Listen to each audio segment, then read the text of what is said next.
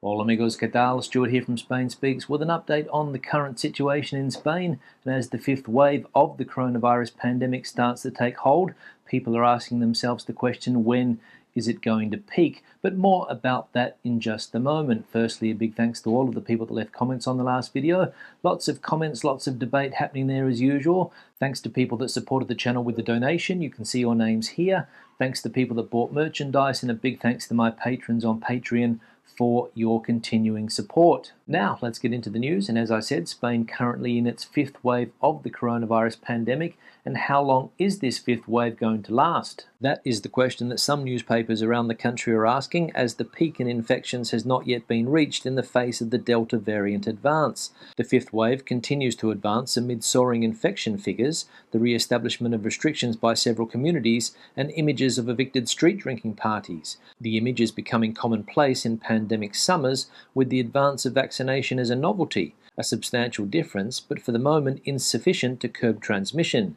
With Spain currently with an incidence rate higher than the second wave, questions about the near future also arise. How long will this new onslaught of the coronavirus last? When will it reach its peak? It will depend, as always, on the measures we put in place to tackle it and how we behave. If we apply more restrictions, it will slow down sooner, but we may already be spontaneously reaching the peak because of the speed with which the virus is circulating in the younger population. Once enough people have been infected, the virus circulation will decrease, says Salvador Masip, a doctor and researcher at the University of Leicester and the UOC. So, there we go. How long will the fifth wave of the coronavirus pandemic last here in Spain? As usual, it depends. As we saw, the peak in infections has not yet been reached, and according to that expert, given the speed with which the virus is spreading around the country, especially among younger generations, it might not be very long. And another important question to ask is, why is the virus spreading so quickly? Is it because we don't have to wear masks outdoors anymore? Is it because too many people are getting together?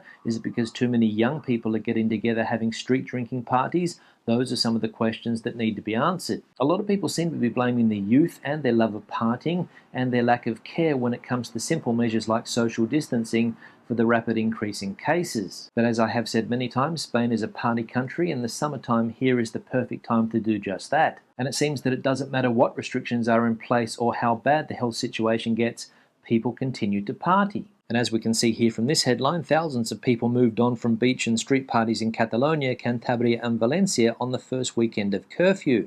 Millions of people, especially in Catalonia and Valencia, had to observe the curfew from 1 a.m. to 6 a.m. this morning, as did some towns in Cantabria. Both the police and municipal guards reinforced their forces to ensure that the measure was respected, especially among young people who take advantage of the summer nights to go out in the open air to drink and listen to music in large groups, known as botellones. After 1 a.m., officers had to clear thousands of young people from parks and beaches, although the process was carried out without incident, according to authorities. So thousands of young people still having to be cleared from parties in some of the main hotspots in the country at the moment, Catalonia and Valencia. So it's almost impossible, it seems, to stop the botellón in Spain. Now, it's the 18th of July today, and I think tomorrow the 19th is when the United Kingdom does away with a lot of the restrictions, and people that are fully vaccinated are allowed to travel to countries like Spain and won't have to quarantine on return. And as we can see here, Spain is preparing for the English disembarkation, 100,000 more airline seats and a 400% increase in bookings. Spain is preparing for the arrival of British tourists, who as of Monday will no longer have to undergo quarantine on their return as long as they are vaccinated. The United Kingdom is the main source market for our country, which means that the tourist sector is looking forward to an influx of tourists from this country. So 100,000 more airline seats and a 400% increase in bookings, according to that newspaper. So it seems that a lot of people in the UK are finally going to be able to get a little bit of that Spanish sun on their bodies. And it seems that a lot of tourist resorts around the country are going to fill up after all. As we know, there's been a lot of speculation about what the summer season would look like this year in Spain. Some people were pessimistic, some people were optimistic. The tourism minister, for example, has always been optimistic. She said that she expects some 45 million tourists this year to visit the country. I don't know whether Spain is going to get close to that figure, but with the British now able to come, anything's possible. But if you are in the UK and you're planning a trip to Spain and you're lying on a beach here this summer and you hear the noise of a drone, This could be the reason. As Spain's beaches fill up, a seaside resort sends in the drones. With the summer heatwave sending hordes of people to the beach, authorities in the northeastern Spanish seaside town of Sitges are trialling the use of drones to monitor crowds in real time and counter a rapid rise in COVID-19 contagion. It's a pioneering system, said Ricardo Monge, a drone operator with the project's developer Anuncia S. We can take photos, pass them through some software, and with the software we can count how many people are on the beach. The pilot project will be in place until August the 22nd and should allow authorities to react faster to crowds forming along Sitges' 18 kilometres of beach, the town hall said. If we see the beach is very crowded, we can pass that information onto the beach monitors, who will make checks and ensure people are keeping their distance, said local official Guillem Escola. If people don't take notice, then we send in the police. So there we go. If you're coming to Spain and plan on going to a beach, especially one of those ones there in Sitges, make sure that you social distance. Now let's have a look at a summary of the health situation in Spain. We can see that the accumulated incidence rate for the last 14 days is now sitting at 537. Cases are up 249% on previous data. There are currently 5,056 people hospitalised around the country with COVID, and there are 872 COVID patients in ICU. If we have a look at Spain's main COVID hotspot, Catalonia, we can see that their accumulated incidence rate is now sitting at 1,160, and cases are up there close to 300% on previous data. If we have a look at the vaccination campaign in Spain, we can see that just over 49% of the population have completed vaccination and just over 61% of the population have received at least one dose. Now, we saw last week that the Constitutional Court here in Spain ruled that the severe lockdown that we had last year was unconstitutional, and one of the new main men in the Sanchez government has said that even though they're not happy with the ruling, they're not going to touch the Constitution. As we can see here, Bolaños, we must not tamper with the Constitution or the laws after the Constitutional Court ruling. Felix Bolaños, 45, is the key man in the new government. Although he is not the vice president, he takes over all of Carmen Calvo's functions and chairs the Commission of Undersecretaries, where it is decided what enters the Council of Ministers. When posed the question, what will the government do after the ruling and will it propose to change the constitution or the laws, he said that the constitution and the laws should not be touched after the judgment. Both the constitution and the laws are sufficient and have been effective in saving lives. So there we go. According to Mr. Bolaños, no need to tamper with the constitution here in Spain. Now, former Prime Minister Mr. Rajoy is making headlines today, and apparently he's not happy with some proposed changes to the Spanish language. As we can see here, according to Mr. Rajoy, there is too much abuse of the dictionary. The todes and the hijes, too much abuse of the dictionary, he says. The former Prime Minister of Spain and former President of the National PP, Mariano Rajoy, has attacked the government of Pedro Sanchez and has emphasized the inclusive language promoted by Unidas Podemos, which in Rajoy's opinion is an insult to the dictionary. There is too much abuse of the dictionary, the todes, the hijes, too much abuse of the dictionary, Rajoy stressed during his speech at the 17th Congress of the PPDG. In addition, the former Prime Minister criticised the tweet policy of Sanchez's government, despite the fact that Pablo Iglesias has already left the government. There is too much politics of tweets, of headlines, of propaganda, he said. So Mr. Rajoy not happy with a push here in Spain by the Podemos group to make the Spanish language more inclusive, to get rid of words like hijos and hijas and change them to words like hijes. So let's open the debate. Should the Spanish language be more inclusive, more gender neutral, get rid of words like hijo and hija and change it to hije? What do you think? Let me know in the comment section below. Now let's have a look at some of the comments from previous videos. One here from Moses. People who suffered during the unlawful period of lockdown can now sue the government for damages. Yeah, Moses, thanks for the comment, but unfortunately I don't think that is the case. I think that the Constitutional Court ruled the other day that although the lockdown was unconstitutional, companies and people can't sue the government for damages. It's a different story when it comes to all of the fines that were handed out. I think a lot of those fines will be declared null and void. People won't have to pay those fines. As we know, a lot of people were fined during that lockdown period for simple things. For example, going outside the home when you weren't allowed to do so.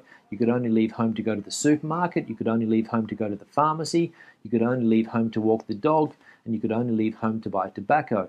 Those were the only things that we were allowed to do, so if you went outside for any other purpose, you got a fine. And it looks as though the government is going to have to give back all of the money it collected from those fines. One here from Crick: we're not happy with the way Johnson keeps changing the lights. It costs people hundreds in some cases, having to come back with little notice, rather than say, as from next week, if you go away to these places, you will have to quarantine and let people already there finish their stay and come home at the end of the holiday. What's Johnson playing at? Yeah, Crick, thanks for the comment. I imagine that the traffic light system in the UK has been a bit of an inconvenience for a lot of people, especially people that travel to a country like Portugal when it was green, and then it got changed to amber, so they had to cut their holiday short. And then last week, as we saw, something similar happened to the Balearic Islands. So all very confusing with these lights constantly changing, and to be honest, I have no idea what Mr. Johnson is playing at. One here from Anikan: Stuart, can I ask you about driving on roundabouts here?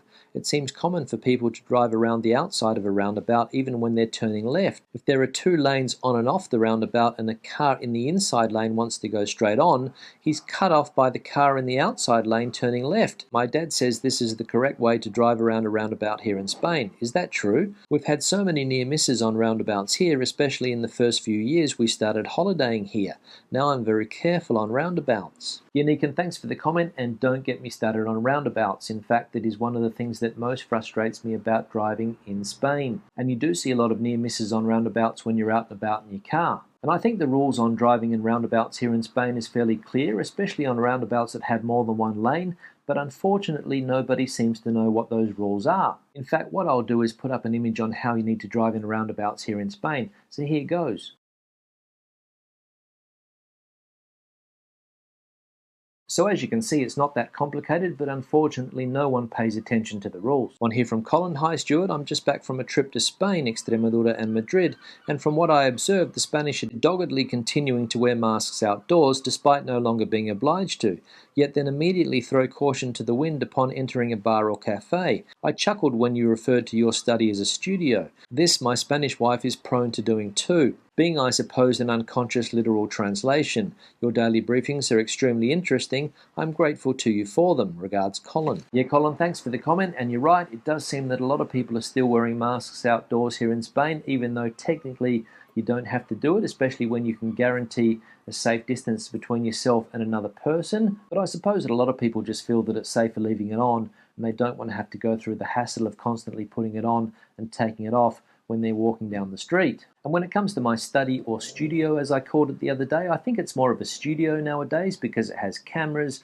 it has lights, it has recording gear, and that's why I use that word. One here from Hank: what was the town with the great wine? Yeah, Hank, thanks for the comment, obviously referring to my travels last week when I went to some of the wine areas here in Spain on the Douro River, and basically you can find great wine everywhere you go there. I went to various places. The first one was called Balbuena de Duero, the second place was called Toro, and the third place I went to was Zamora, and there was fantastic wine to be found in all those places. So if you like wine and you're planning on coming here to Spain, make sure you check that area out. And finally, one here from Abu: a French doctor said that drinking red wine in moderation is good for the health.